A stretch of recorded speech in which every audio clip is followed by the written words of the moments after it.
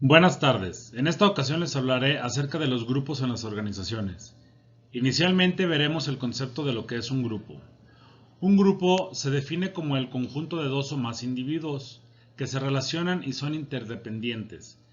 Normalmente se reúnen para conseguir un objetivo específico. Estos grupos se clasifican en dos, formales e informales.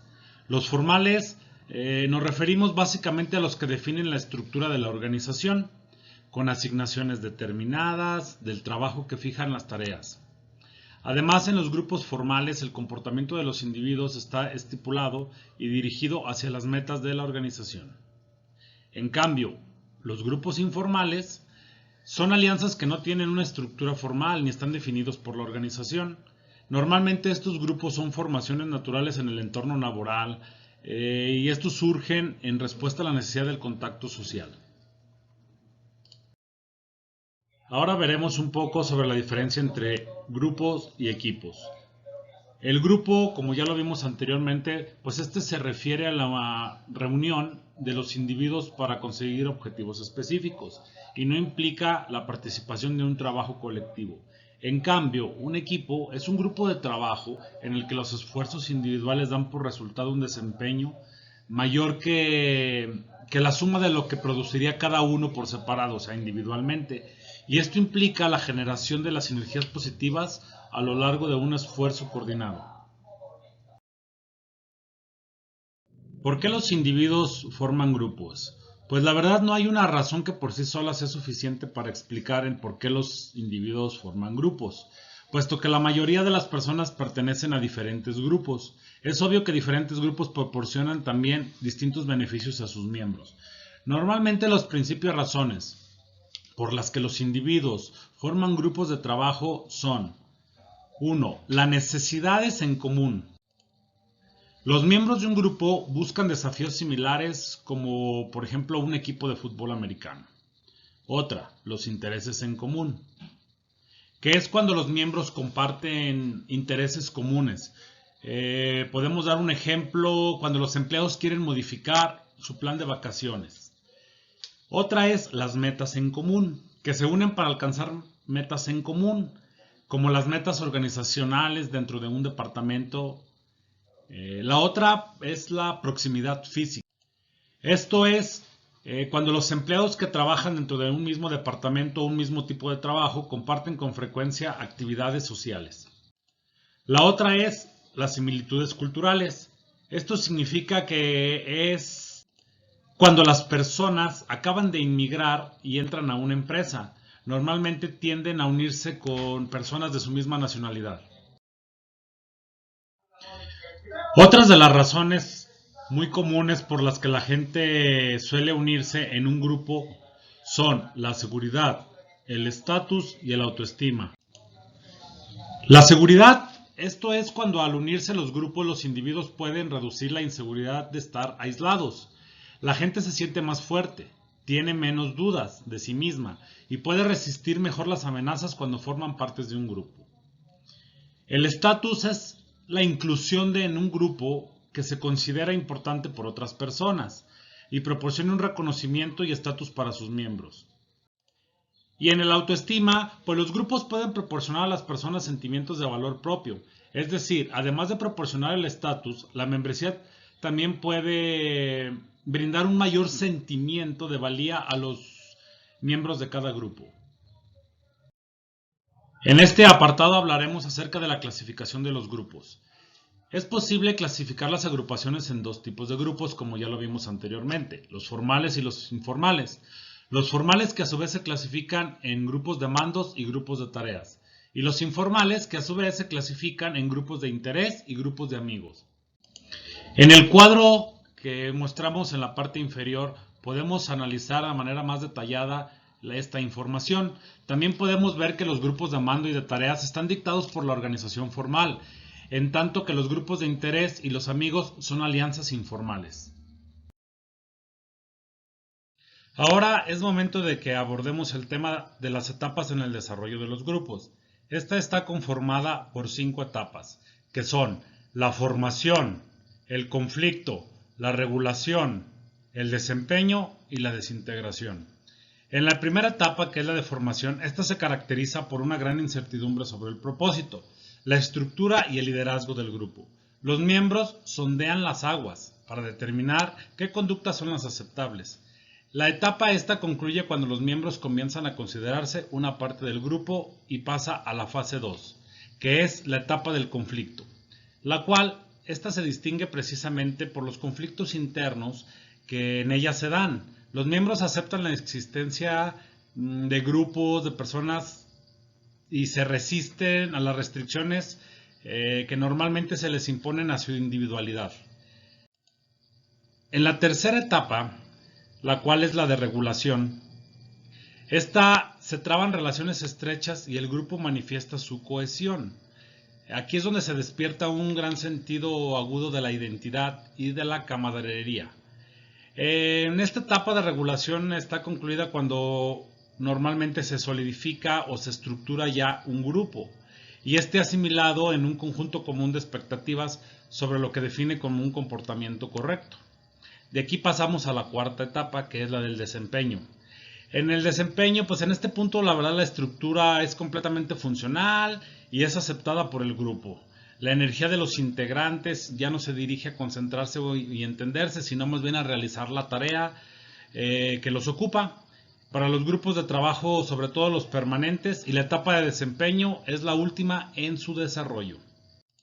De aquí pasamos a la etapa final, que es la etapa de la desintegración o desarticulación. Y esta pues es muy fácil de comprender porque es cuando el grupo ya está cerca de finalizar su tarea y por lo general tiende a decaer. Mantiene el foco de motivación, es una tarea esencial, la verdad, de líder para el desempeño, para que el desempeño grupal se permita y siga alcanzando los objetivos propuestos. Es momento de hablar de los factores que afectan el comportamiento de los grupos.